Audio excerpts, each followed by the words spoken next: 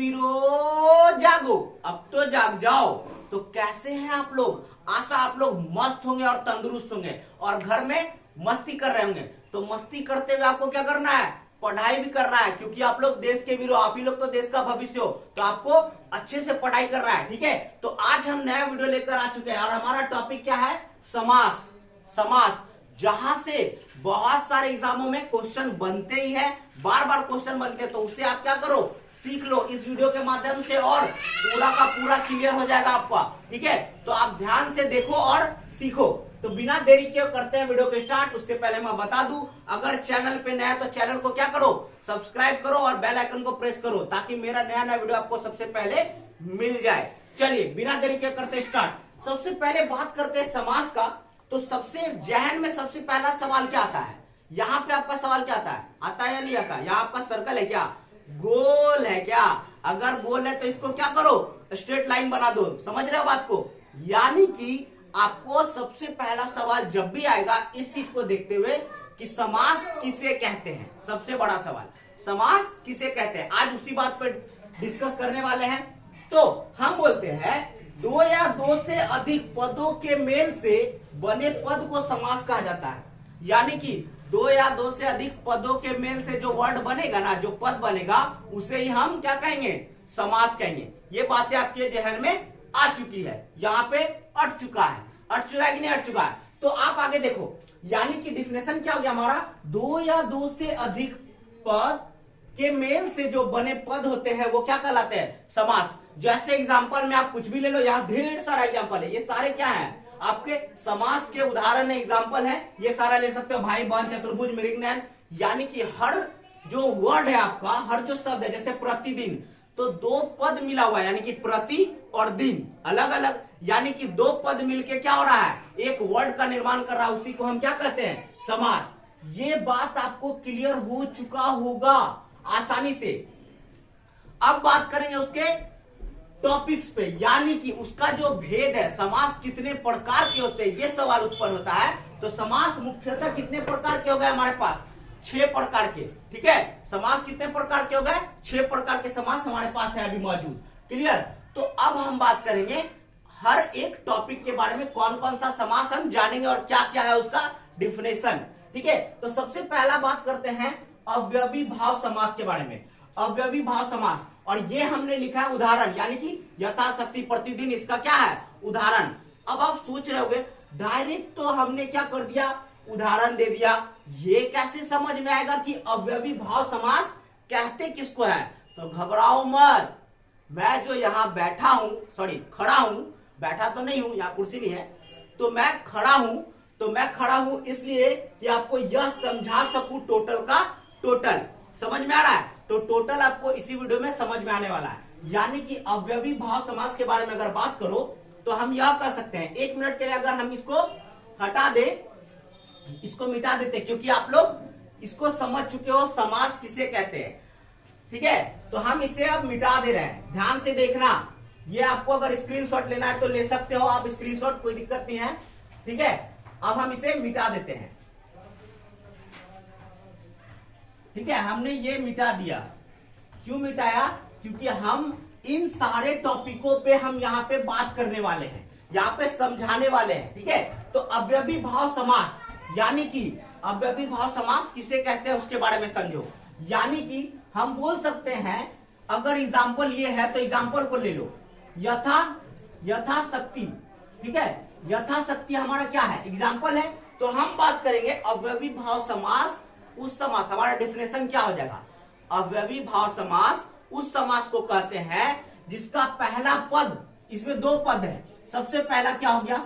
यथा, और प्लस दूसरा पद हो गया हमारा शक्ति। इन्हीं दोनों पदों के मेल से जो वर्ड बना है, यथाशक्ति बना है ना, यथाशक्ति। और यथाशक्ति क्या हो गया हमारा?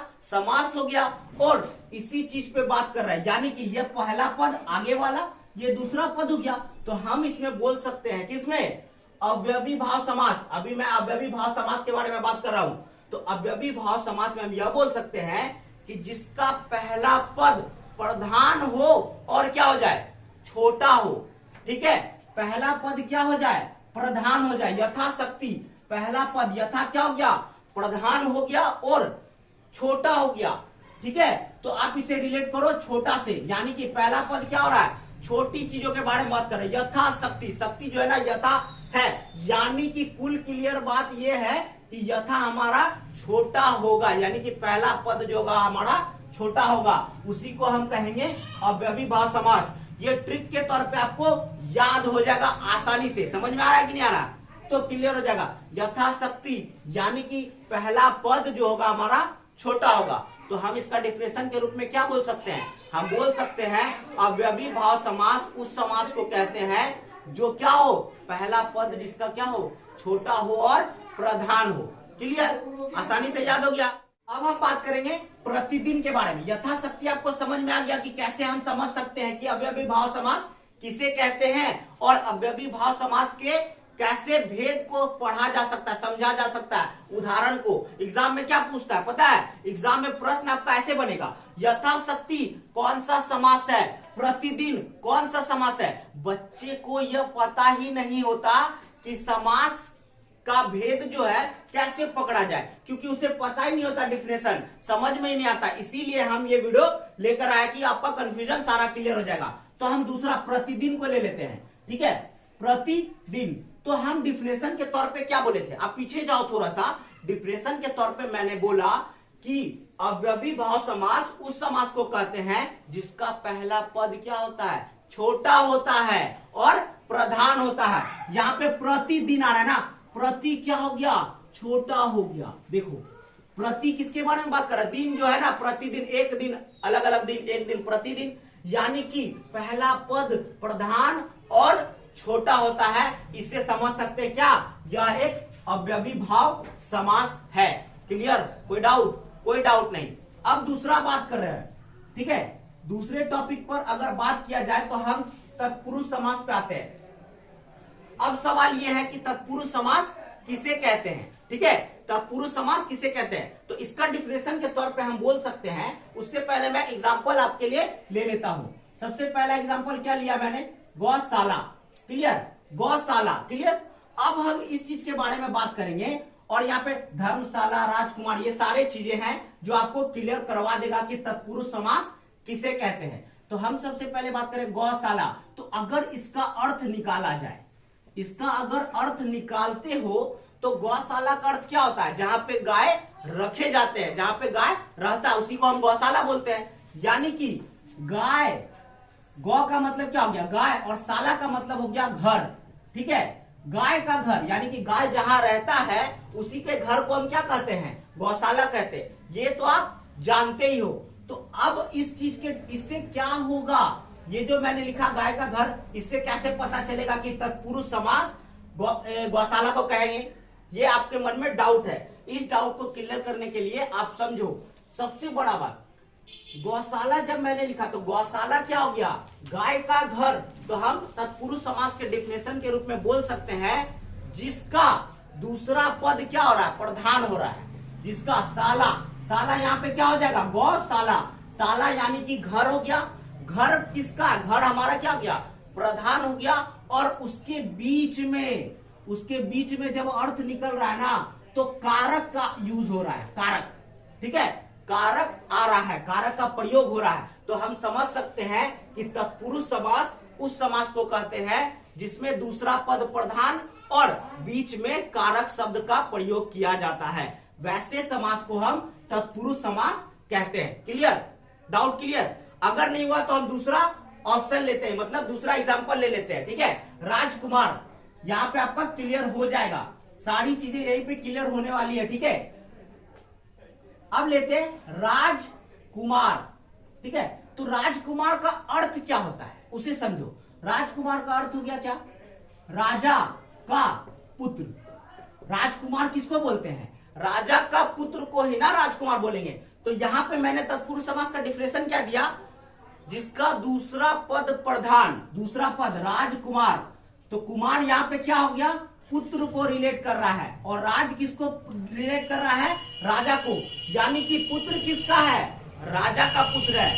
तो पुत्र क्या हो गया, हमारा दूसरा पद हुआ, और जो कि प्रधान हो गया। पुत्र किसका है, बात किसके रूप में कर रहा है, पुत्र के बारे में। तो पुत्र किसका है? राजा का। ठीक है, तो पुत्र हमारा क्या हो गया? प्रधान हो गया। और बीच में देखो का आ रहा है ना, का, तो ये क्या है? कारक है। तो हम समझ सकते हैं यहाँ पे भी कि तत्पुरुष समास उस समास को कहते हैं जिसका दूसरा पद प्रधान और बीच में कारक शब्द का प्रयोग होता है, उसे तत्पुरुष समास कहते हैं। उसी तरह धर्मशाला को आप देख लो, धर्म का शाला, जहां धर्म का घर हो, ठीक है, तो उसे हम कहते हैं। तो का आ रहा है ना बीच में, धर्म का घर, धर्म का घर, तो क कारक है ना, तो हम समझ सकते हैं कि धर्मशाला, गौशाला, राजकुमार, ये सारे क्या है? तत्पुरुष समास के उदाहरण है। और तत्पुरुष समास आपको समझ में आ गया। अब आगे देखते हैं, तीसरा क्या है? कर्मधारय समास। ठीक है, कर्मधारय समास। अब उसे याद करेंगे और समझेंगे क्या है कर्मधारय समास।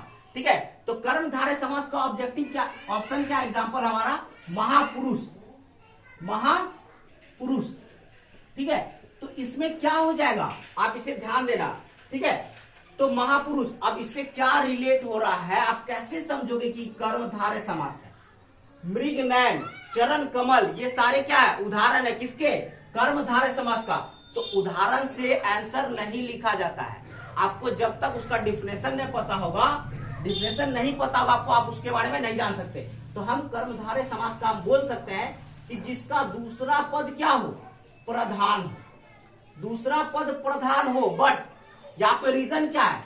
ये तत्पुरुष समास से रिलेट कर रहा है। दूसरा पद तत्पुरुष समास में भी सेम था, यानी कि प्रधान, बट यहाँ पे कुछ बातें अलग होगी जो कर्मधारय समास को क्या करेगा? निरूपित करेगा। ठीक है, तो कर्मधारय समास का दूसरा पद प्रधान तो होगा, लेकिन पहला पद जो होगा वो क्या करेगा? विशेषण का रूप लेगा, यानी कि विशेषता बताएगा। यहाँ पे ये बात है, लेकिन तत्पुरुष समास में ऐसा नहीं था। उसका दूसरा पद प्रधान तो था, लेकिन बीच में कारक प्रयोग हो रहा था। कर्मधारय समास में क्या है? अपोजिट हो रहा है, काम अलग हो रहा है, यानी कि दूसरा पद प्रधान और पहला पद विशेषण होता है। अब बोलिएगा विशेषण कैसे? तो देखो, पुरुष, पुरुष मतलब क्या होगा? पुरुष जाति का बोध कर दिया। और कैसा पुरुष? तो महा, महा मतलब महान। क्लियर? महान पुरुष, पुरुष कैसा है? महान है, तो विशेषता बता रहा ना। उसी तरह दूसरा ले लो, मृग नयन, मृग नयन, तो क्या कर सकते हैं? नयन, नयन मतलब क्या है? यहां देखो, मृग, मृग नयन, नयन मतलब क्या हो गया? आंख। नयन मतलब क्या हो गया? आंख।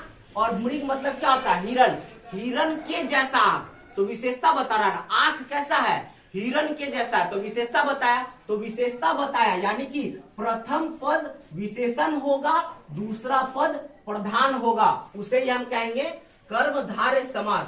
क्लियर? कोई डाउट? फिर उधर ले लो चरण कमल, यहाँ पे 3 ऑब्जेक्टिव आपको मिल गया है ऑप्शन। ठीक है, इससे आपको समझ में आ गया होगा पूरा का पूरा। अब हम बात करेंगे द्विगु समास के बारे में। किसके बारे में? द्विगु समास के बारे में। द्विगु समास क्या है और किसे कहते हैं? क्लियर? अब उसका डिफिनेशन हम देखेंगे, उससे पहले हम इसका एग्जांपल ले लेते हैं। द्विगु समास, यहाँ पे क्या लिखा? त्रिभुज, चौराहा, चतुर्भुज, तिरंगा, ये सारी बातें आपको ऐसे ही क्लियर हो जाने वाली है। यहाँ पे मैंने ले लिया त्रिभुज। ठीक है, त्रिभुज ले लिया। अब इससे हमें क्या पता चल रहा है? 3 भुजा वाला। क्लियर? 3 भुजा वाला, 3 भुजा वाला को ही ना त्रिभुज बोलते हैं।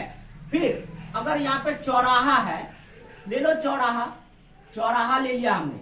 चौराहा को क्या बोलते हैं? 4 राहों वाला, 4 राहों वाला।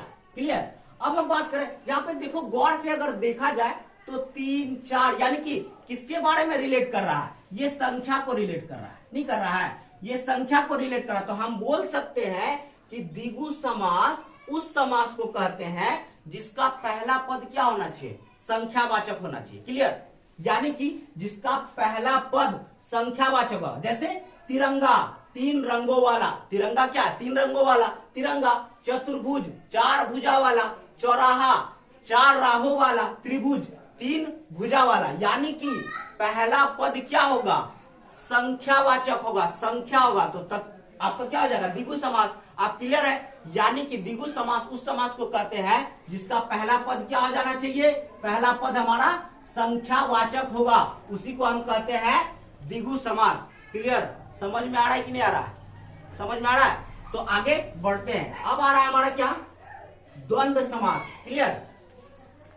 अब द्वंद्व समास समझेंगे आसानी से, ठीक है? द्वंद्व समास किसे कहते हैं और क्या है द्वंद्व समास, यहां पे क्लियर। अब हम बात करें राम सीता, इससे एग्जांपल क्या है? राम सीता भाई बहन अमीर गरीब, तो ये तो बहुत आसान है। क्लियर? राम सीता, ठीक है, और फिर क्या है? भाई बहन। तो हम इस चीज में बात करेंगे भाई बहन राम सीता, यानी कि द्वंद्व समास उस समास को कहते हैं जिसका दोनों पद क्या होना चाहिए? प्रधान होना चाहिए, पहला पद भी और दूसरा पद भी, और जिसके बीच में ये चिन्ह रहे, डैश का चिन्ह रहे। ये बात भी क्लियर है, ये चिन्ह जहां पे रहता है ना, अधिकतर आपका द्वंद्व समास होगा। ठीक है, अब बता देता हूं कहां पे यह चिन्ह रहने के बावजूद वह द्वंद्व समास नहीं होगा, यह भी मैं क्लियर कर दूंगा। उससे पहले आप द्वंद्व समास समझो। अगर ये चिन्ह है और यहां पे प्रथम पद और दूसरा पद राम और सीता, ये दोनों आपस में क्या होने चाहिए? विपरीत होने चाहिए, पुल्लिंग स्त्रीलिंग या छोटा बड़ा, समझ में आ रहा है? यानी कि दोनों में क्या होना चाहिए? विलोम होना चाहिए, एक दूसरे का विलोम होगा। राम सीता, छोटा बड़ा, भाई बहन, गरीब अमीर, ऊंचा नीचा, ये सारे जो आपको मिलेंगे ऑब्जेक्टिव के रूप में, तो वो सारा उदाहरण आपका क्या हो जाएगा? आपका द्वंद्व समास हो जाएगा, द्वंद्व समास। क्लियर? तो द्वंद्व समास में हम कह सकते हैं जिसका दोनों पद, पहला पद और दूसरा पद, दोनों पद क्या होना है? समान होना है, यानी कि प्रधान होना है, और उसके बीच में ये डैश आएगा। ठीक है, और दोनों आगे और पीछे, पहला पद और दूसरा पद क्या होता है? विलोम होगा। क्लियर? अब हम बात करते हैं, कहीं कहीं पे ये वर्ड होगा, ये चीज चिन्ह जो है, यह चिन्ह होगा, लेकिन वह द्वंद्व समास नहीं होगा। वह कब होगा? उसका रीजन यह है कि कहीं लिखा रहेगा राम राम। क्लियर? यानी कि एक ही वर्ड दो बार अगर है तो वह द्वंद्व समास में नहीं आएगा। द्वंद्व समास में वही आएगा जो एक दूसरे का क्या हो? अपोजिट हो, विलोम हो। क्लियर? अब आगे बात करते हैं, लास्ट हमारा है बहुव्रीहि समास। बहुव्रीहि समास किसे कहेंगे? बहुव्रीहि समास उस समास को कहेंगे जिसका कोई पद प्रधान ना हो, जिसका कोई पद प्रधान ना हो। यानी कि किसी चीज के बारे में अगर बात करो, जैसे कि यहाँ पे क्या है? नीलकंठ। ठीक है, नीलकंठ, ध्यान देने वाला बात है। अगर ले लेते हैं नीलकंठ को, दोनों पद, ये नील और कंठ दोनों पद अभी कुछ नहीं है, मतलब प्रधान नहीं है, लेकिन दोनों पद मिलकर किसी तीसरे वर्ड, यानी कि किसी नए वर्ड, शब्द का नाम आ जाता है, किसी नए शब्द का प्रयोग आ जाएगा यहाँ पे। जैसे नीलकंठ, नीलकंठ अगर मिल गया, दोनों पहला पद और दूसरा पद मिल जाता है, तो नया क्या बन जाएगा आपका? नीलकंठ किसको कहते हैं? शंकर, शंकर भगवान को कहते हैं ना नीलकंठ। तो हम कह सकते हैं नीलकंठ क्या हो जाएगा हमारा? बहुव्रीहि समास। यानी कि इसका डेफिनेशन के रूप में अगर बात किया जाए तो क्लियर यह होगा कि आपका क्या है? बहुव्रीहि समास उस समास को कहते हैं जिसका कोई पद प्रधान नहीं होता है, लेकिन जब दोनों पद आपस में मिलते हैं तो एक नए पद का निर्माण होता है जो अलग होगा, उन दोनों से अलग होगा। नीलकंठ अर्थात शंकर। उसी तरह एग्जाम्पल के रूप में आप देखो, दशानन, 10 सिर वाला, 10 सिर वाला, यानी कि रावण। लंबोदर, लंबा है उदर जिसका, जिसका पेट लंबा हो, कौन सा भगवान है? गणेश भगवान है ना। क्लियर? आशा आपको टोटल का टोटल यहाँ से आपका समास क्लियर हो गया और आप समझ चुके हैं पूरा का पूरा। अब एक डाउट आपके मन में आ रहा होगा, कौन सा डाउट? यहाँ पे दशानन, यानी कि आप सोच रहे होंगे यहाँ भी संख्या है 10 आनन, लेकिन यह तीसरे आदमी के बारे में बात कर रहा है, यानी कि दशानन क्या है? रावण को ही बोला जाता है, इसीलिए इसको बहुव्रीहि समास में रखा गया। आशा आपको पूरा वीडियो समझ में आया। अगर वीडियो अच्छा लगा तो चैनल को सब्सक्राइब करें, लाइक करें, शेयर करें। Thank you so much for watching this video.